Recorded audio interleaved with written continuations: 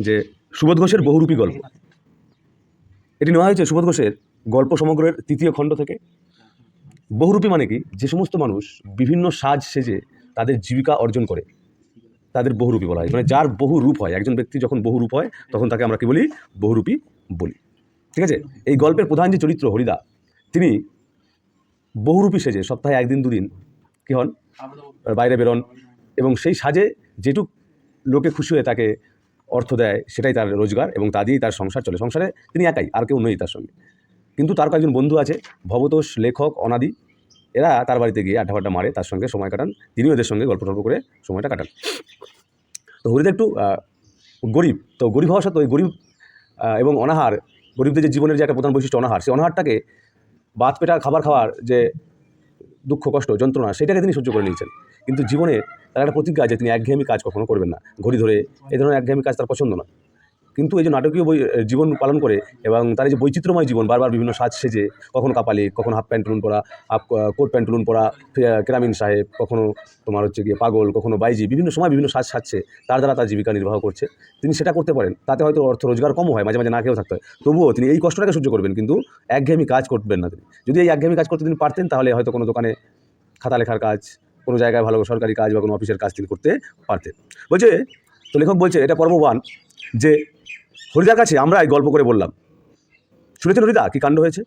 হরিদা তখন উনুনের পাশে ফু দিয়ে তার উনুনের ধোঁয়াটাকে সরিয়ে আর কি আগুন ধরানোর একটা চেষ্টা করছিলেন। তো হরিদা বলছে, না কই, কিছুই তো শুনিনি।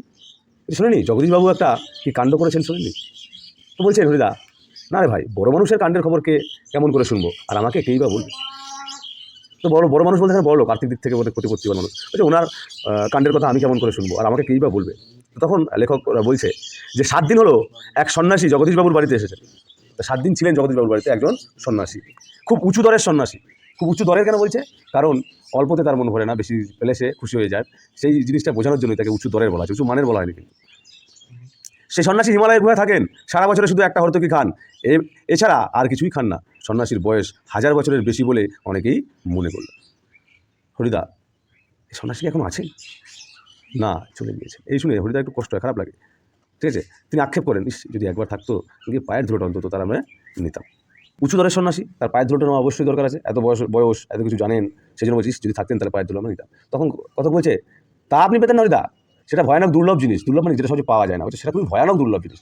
সবাই কিন্তু সেটা পায় না। শুধু ওই জগদীশবাবু ছাড়া আর কেউ কিন্তু পায়ের ধুলো নিতে পারেনি। তার জগদীশবাবু একটা কায়দা করে একটা ফোন দিয়ে এটা নিয়েছিল। তো বলছে, কেন জগদীশবাবু কী করে নিল, কেন নিল? বলছে, আরে জানেন, জগদীশবাবু একটা কাঠের খড়ম বানিয়েছে, তাতে সোনার বোর্ড লাগিয়েছে। এবার তার পায়ে, সন্ন্যাসীর পায়ে পড়ানোর জন্য তার পাটা ধরে তার পায়ে পরিয়ে দিয়েছে বোলটা, এবং সেই সুযোগেই সে পায়ের ধুলো নিয়ে নিয়েছে। তখন কথা শুনে বলছে, বাহ, এ তো বেশ মজার ব্যাপার। এই যে ঘটনা, জগদীশবাবুর পায়ের ধুলো নেওয়ার এই ঘটনাটা বেশ মজার ব্যাপার, বুঝলে? হ্যাঁ, তাছাড়া সন্ন্যাসীকে বিদায় দেওয়ার সময় জগদীশবাবু 100 টাকার একটা নোট তার জোর করে সন্ন্যাসীর ঝোলার ভিতরে ফেলে দিলেন।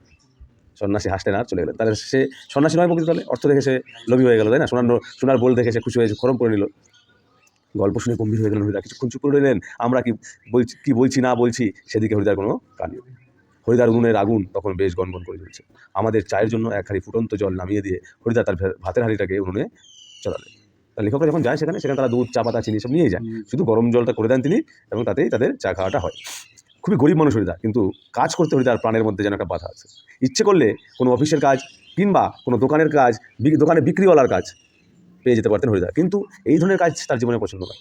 একেবারে ঘড়ির কাঁটার সামনে সময় বেঁধে নিয়ে নিয়ম করে রোজ একটা চাকরির কাজ করে যাওয়াটা হরিদার পক্ষে কখনোই সম্ভব নয়। হরিদার উনুনের হাঁড়িতে অনেক সময় শুধু জল ফোটে, ভাত ফোটে না, চাল জোটে না, জলটা দেখা গেল ফোটছে। এই একঘেয়ে অভাবটাকে সহ্য করতে তার আপত্তি নেই। একঘেয়ে অভাবটাকে তিনি সহ্য করতে পারবেন, কিন্তু একঘেয়ে কাজ করতে তার ভয়ানক আপত্তি রয়েছে। ঘড়ি ধরে একরকম কাজ সারাদিন করতে পারবে না। হরিদার জীবনে সত্যি একটা নাটকীয় বৈচিত্র্য আছে। কেন বলছে নাটকীয় বৈচিত্র্য? কারণ তার এই যে সাজ, তার জীবনটা একটা অন্যরকমভাবে চলে, বৈচিত্র্যময় রূপ, ওই জন্যই বলছে নাটকীয় বৈচিত্র্য আছে। আর সেটাই হচ্ছে হরিদার জীবনের পেশা। হরিদা মাঝে মাঝে বহুরূপী সেজে যেটুকু রোজগার করেন তাতেই তার ভাতের হাড়ির দাবি মিটিয়ে দেওয়ার চেষ্টা করেন। মাঝে মাঝে যে দাবি হয় আর রোজগার হয়, তাতেই তার খাওয়া দাওয়া কদিন ধরে চলে যায়। তার কোমরে মাঝে মাঝে সত্যি উপোস করেন হরিদা। তারপর একদিন হঠাৎ করে আবার সকালে কিংবা সন্ধ্যায় বিচিত্র ছদ্মবেশে অপরূপ হয়ে তিনি পথে বেরিয়ে পড়েন। কেউ চিনতে পারে না, যারা চিনতে পারে তারা 1-2 আনা বকশিস দেয়, যারা চিনতে পারে না তারা কিছুই দেয় না, কিংবা বিরক্ত হয়ে 2 একটা পয়সা মাঝে মাঝে দিয়ে দেয়। একদিন চকের বাস স্ট্যান্ডের কাছে দুপুরবেলাতে একটা আতঙ্কের হল্লা বেজে, মানে চেঁচামেচি, আতঙ্কে ভয়, সব চেঁচামেচি করছে। কোথায়? চকের বাস স্ট্যান্ডের কাছে একটা উন্মাদ পাগল উন্মাদ মানে তার চারিত্রিক বৈশিষ্ট্য দৈহিক বৈশিষ্ট্য ম্যাচ খায়, ওই জন্য উন্মাদ পাগল।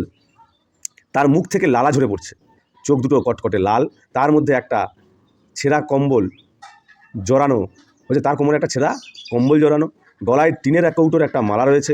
পাগলটা একটা থান ইট নিয়ে, থান মানে অর্ধেকের থেকে একটু বড়, তাই তো, একটা থান ইট নিয়ে হাতে তুলে নিয়ে বাসের উপরে বসে থাকা যাত্রীদের দিকে তেড়ে যাচ্ছে, চলে মারবে আর কি। সবাই চেঁচিয়ে উঠছে, কেউ দুটো একটা করে পয়সাও দিচ্ছে। একটু পরেই বাসের driver Kashinath, bus driver Kashinath ধমক দেয়, খুব হয়েছে হরি, এইবার তুমি সরে পড়ো, তাই তো, তুমি অনেকক্ষণ ভয় দেখিয়েছো, টাকা পয়সা যা পেয়েছো, এবার তুমি সরে পড়ো, অন্যদিকে যাও। হ্যাঁ, এটা একটা বহুরূপী ছিল। বাসের যাত্রীরা কেউ হাসে, কেউ বিরক্ত হয়, আবার কেউ বেশ অবাক হয়ে যায়। সত্যি খুব চমৎকার সাজতে, পাগল সাজতে পারে লোকটা, মানে কেউ বুঝতেই পারেনি যে ইনি একজন বহুরূপী, এটা কেউ বুঝতে পারেনি। তো বলছে হরিদার জীবনে এরকম বহুরূপের খেলা দেখিয়েই একরকম চলে যাচ্ছে। এই শহরের জীবনের মাঝে বেশ চমৎকার ঘটনা সৃষ্টি করেন হরিদা, মাঝে মাঝে একটা চমৎকার ঘটনা সৃষ্টি করছেন হরিদা। সন্ধ্যার আলোয় সবেমাত্র জ্বলেছে দোকানে দোকানে, লোকজনের ব্যস্ততা আর মুখরতা জমে উঠেছে। হঠাৎ পথের উপর দিয়ে ঘুঙুরের মিষ্টি শব্দে ঝুমঝুম করে বেজে বেজে চলে যেতে থাকে এক রূপসী বাইজি, প্রায় নাচতে নাচতেই যাচ্ছে। যে শহরে যাবার যারা নতুন এসেছে তারা দু চোখ বড় করে তাকিয়ে থাকে, কিন্তু দোকানদার হেসে বলে হরির কাণ্ড। হ্যাঁ, এটা একটা বহুরূপী নাকি? কারো কারো মুগ্ধ চোখের মোহভঙ্গ হয়, আবার কেউ একটু হেসে হতাশাস্বরে প্রশ্ন করে ওঠে, এটা বহুরূপী।